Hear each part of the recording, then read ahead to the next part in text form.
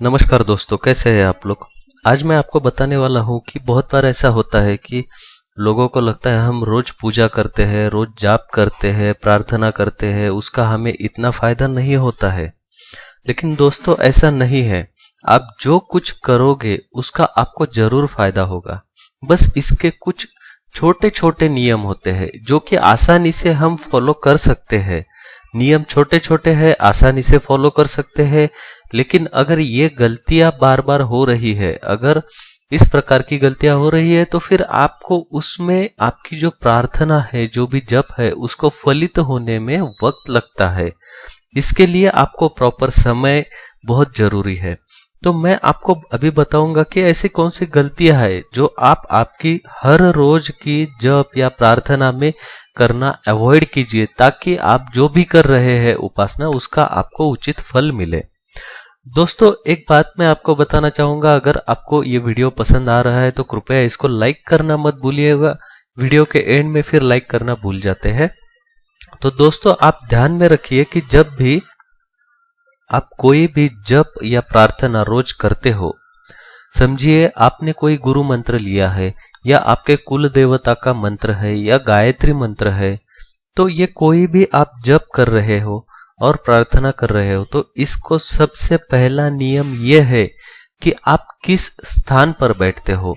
क्योंकि आप जिस भी स्थान पर बैठोगे आपको थोड़ा सा वो साफ सुथरा होना चाहिए।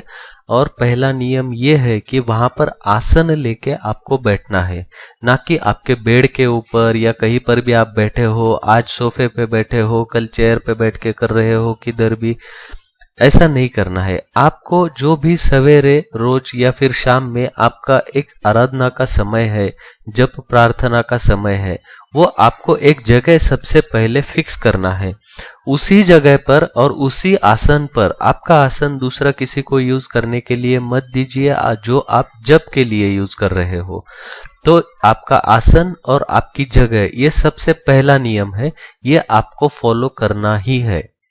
दूसरी बात यह है कि वैसे तो हम जब भी सवेरे जप के लिए बैठते हैं तो नहा धोकर ही बैठते हैं, तो ये नियम है।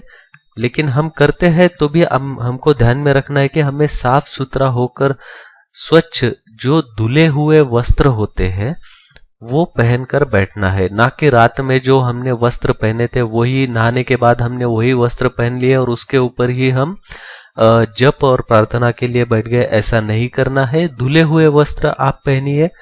उसके बाद में जो आपका आसन है, वो जो जगह है फिक्स, वहीं पर आपको बैठना है। ये तो हो गए एकदम बेसिक रूल। सबसे महत्वपूर्ण नियम किसी भी जप में, जप करते वक्त आपको एक बात ध्यान में रखना है कि जो समय है जप करने के लिए वो आपको फिक्स रखना है। यानी कि समझो आपने सवेरे 7 बजे आपको जप करना है, तो हर रोज आपको 7 बजे ही जप करना है। ये बात ध्यान में रखना है। आप ऐसा मत कीजिए कि एक दिन आपने 7 बजे किया, एक दिन 8 बजे किया, एक दिन किया ही नहीं, एक दिन दोपहर में ही कर लिया। ऐसा नहीं करना है। अभी इसमें दूसरी बात क्या होती है, लोगों को लगता है नहीं यार, मैं ये भगवान का जप मैं कभी भी कंटिन्यूअसली करते रहता हूं। दोस्तों अच्छी बात है, लेकिन आपको ध्यान में ये रखना है कि आपका जो कुछ एक फिक्स अमाउंट है जप का, वो आपको इन नियमों के अनुसार पूर्ण करना ही पड़ेगा। आपको अगर आपका जप फलित करना है तो आपको एक बात ध्यान में रखना है कि जगह, आपका आसन और समय, ये 3 चीजें आपको फिक्स रखना बहुत जरूरी है अगर आपको किसी जप को फलित करना है। इसके बाद में आप कितनी देर जप करते हो, कौन सा काम करते वक्त करते हो, ये आपका चॉइस है। लेकिन मेरा आपको सुझाव रहेगा कि जब भी आप शांत बैठे हो उस समय आप जप चालू रख सकते हैं। आप किसी काम में है तो जप करना थोड़ा अवॉइड कीजिए, क्योंकि हमारा मन पूर्णतः उसमें नहीं लगता है और वो आराधना फलित होना बहुत मुश्किल होता है जिसमें आपका मन नहीं लगा हुआ है। आप पूर्णतः जब तक उस जप में नहीं होते हो मेंटली, तब तक वो फलित नहीं होगा। इसलिए ये बेसिक नियम आपको ध्यान में रखना है। पहला जगह, दूसरा आसन और तीसरा समय। ये बहुत जरूरी नियम है। आप इन नियमों के अनुसार बिना छुट्टी दिए ये चीजें कंसिस्टेंटली कीजिए। आपको आपकी रोज की ही प्रार्थना, उसमें कुछ मत बढ़ाइए, रोज का ही जप, उसमें कुछ मत बढ़ाइए, बट आपको सिर्फ और सिर्फ कंसिस्टेंटली करना है, उसी जगह पर बैठना है, उसी समय पर करना है। आपको इसका फल जरूर मिलेगा, आप खुद महसूस करोगे।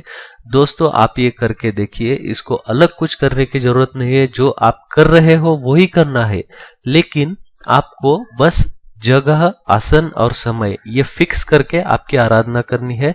आपको आपकी जो इच्छा होगी वो पूर्ण होगी, और ये पूर्ण हो, यही मेरी ईश्वर से प्रार्थना रहेगी। दोस्तों, इस वीडियो को देखने के लिए धन्यवाद। इस प्रकार से आप जप और प्रार्थना कीजिए और आपकी प्रार्थना फलित कीजिए। इस वीडियो को देखने के लिए धन्यवाद। इसको लाइक करना मत भूलिएगा और चैनल को सब्सक्राइब करना कृपया मत भूलिएगा। धन्यवाद दोस्तों।